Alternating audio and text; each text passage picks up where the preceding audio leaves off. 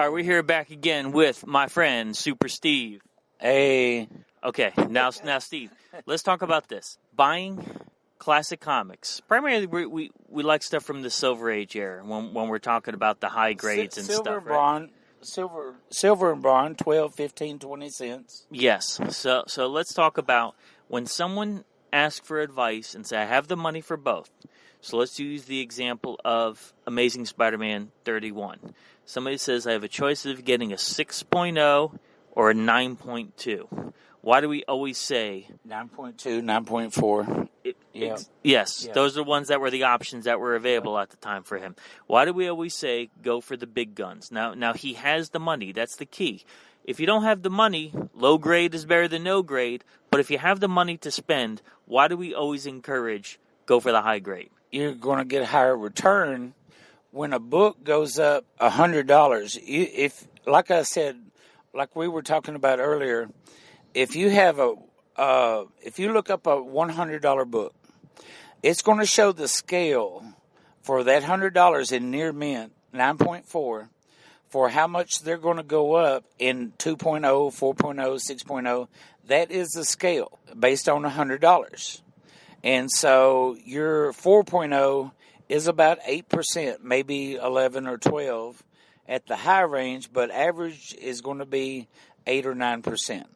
So when you're, if you spend $1,500 on a book and it goes up $100, your book went up $100, not $8.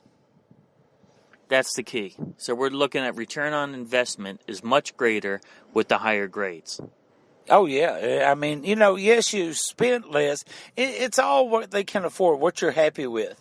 I don't care about 9.4 personally, 9.6, 9.8. Keys, I'm happy with 9.0, 9.2. And commons, I like a 8.0 because if I'm going to spend $5 on a book, yes, and people do laugh about it, my book is worth $5. It's not possible a quarter bin book. It's not a dollar bin book. It's worth $5. You get what you pay for. I see people paying $3, $4, $5 for books all the time. Are they truly worth that? Yes. I mean, well, you don't know, but are mine worth that? Yes, they are, because I look at the grades and I see what they are. And I've had people ask me, one guy joked and said, I guess you check out your $2 books. I said, I sure do, because if I buy 1,000 of them, I've got $2,000 invested in them. And if they're only worth a quarter apiece, well, what's a quarter of 2,000? You spent 2,000, they're only worth 500.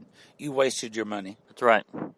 So, and what's the reverse with that, with investing in the high-grade books and when you're buying in quantity? Because you just finished your run of Uncanny X-Men. I mean, you're big on runs, and you do runs of both newsstand edition and direct edition. Some like, especially Spider-Man, Amazing Spider-Man.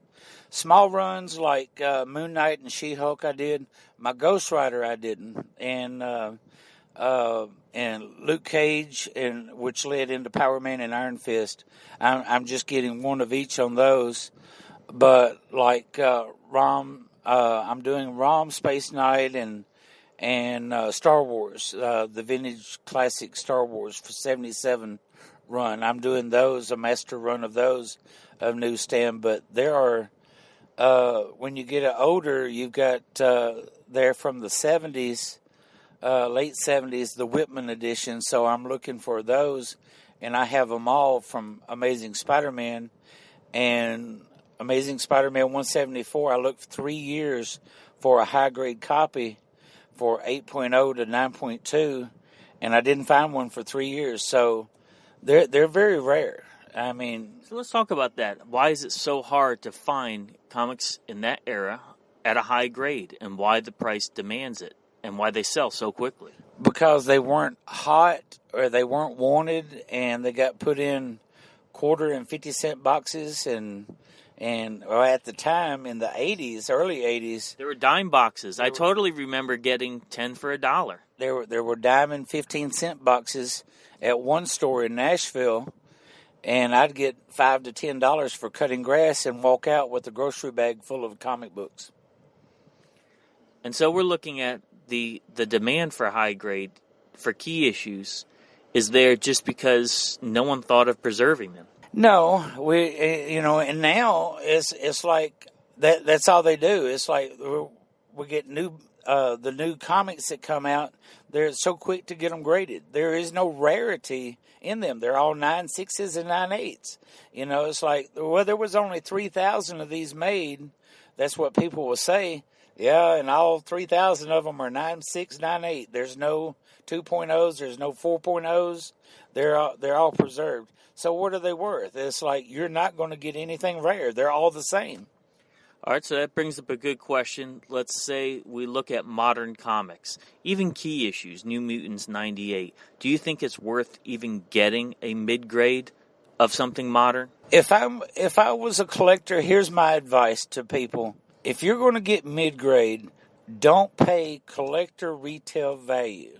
If the book is worth $100 in a 6.0, try to get it for about $60 or $70. That way, if you need to move it, you have room to move it. But if you pay full price for a mid-grade or even low-grade, whatever you buy, it's like, yes, it's going to cause a stir in the market, people paying less, but it's like you're not, it's not top grade and or high grade, and it's not going to sell as well. In 94, when I sold my collection, I had a dealer. He had an Overstreet in his hand. He was looking at the prices, and he said, these are nice. I was selling my collection. He bought a lot of Spider-Mans, and people that know and will have respect for you will pay the price if they know that they're high grade, and they're not going to find them. And they want them for their personal stuff. And the guy threw the money at me. He said, I'll take these. And he knew what he was buying. Because of the grade. Because of the grade. I mean, they were nice. But if you got a 4.0 or 5.0 or 6.0 or 4.5, they're going to say, well, this isn't going to sell that well. Would you take this for it? And, they're going to want to haggle with you over that. But if it's a 9.2, 9.4, yeah, I'll take it. Here you go. There's the money. Yeah. I've seen it.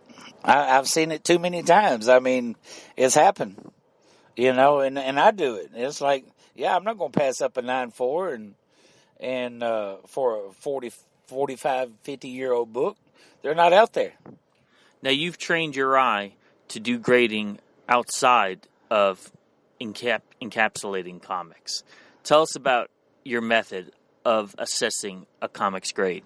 Well, it took a while. I mean, you're not going to learn it in a week or two, but it's just I had people help me in Nashville, and back in the late '80s, early '90s, and people who knew their stuff. But you can look at a lot of graded books and get an idea. Yeah, there's going to be that. I've seen books with black covers and white covers, and they've got creases down them, dirt on them, on the white covers, and they're not 9.6s, but they're graded a 9.6. But you can look at the average and learn to grade. And if you can't take the time to learn to grade, then you shouldn't be selling. Because if you're going to sell and they say, well, I'm not an expert, I'm not a employee of CGC, I don't consider myself a professional grader. If you're going to price a book to sell to somebody, you need to know your grades.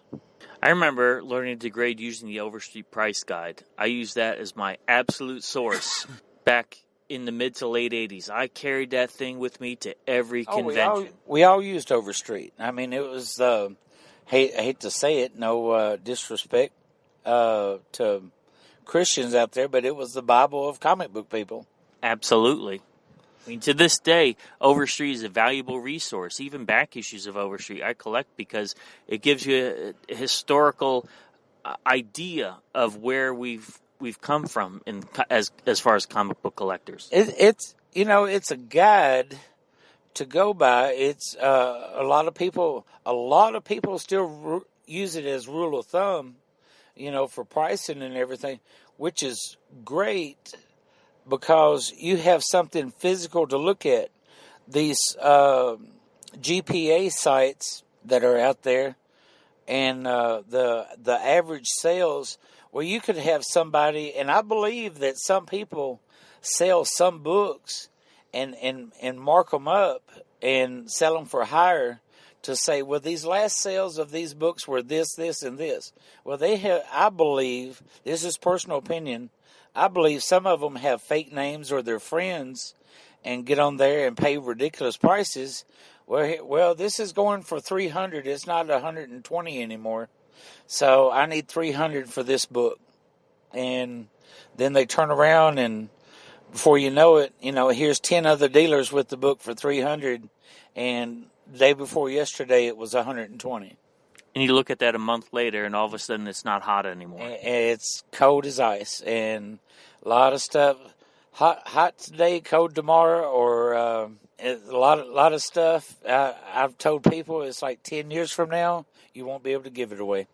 Now, let me ask you this. Have you had occurrences going to comic conventions where dealers have misgraded an item and they don't see the problem of charging higher than the grade demands? Well, I mean, we're all human, but you're gonna have a few people that you disagree with, and if you've learned a lot over the years and pretty much know how to grade within 95% of the time, you're accurate. There's going to be those 5%. And how do you handle those situations? Well, if you have a friend with you, you say, "What do you think this grade is?" But it's I don't know. Do you call them out on it, or you just pass it over?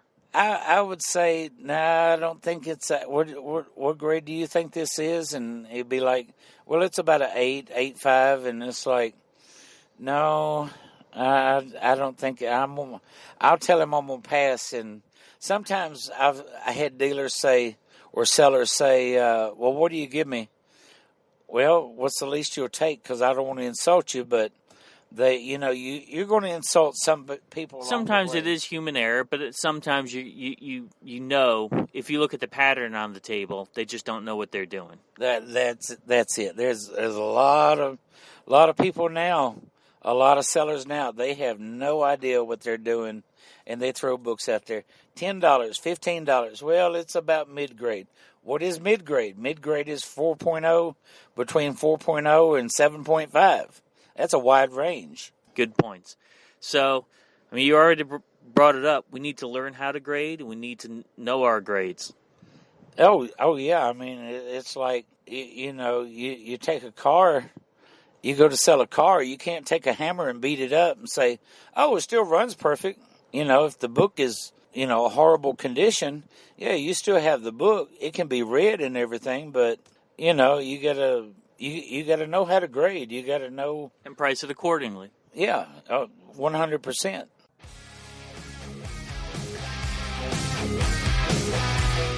Thanks for listening.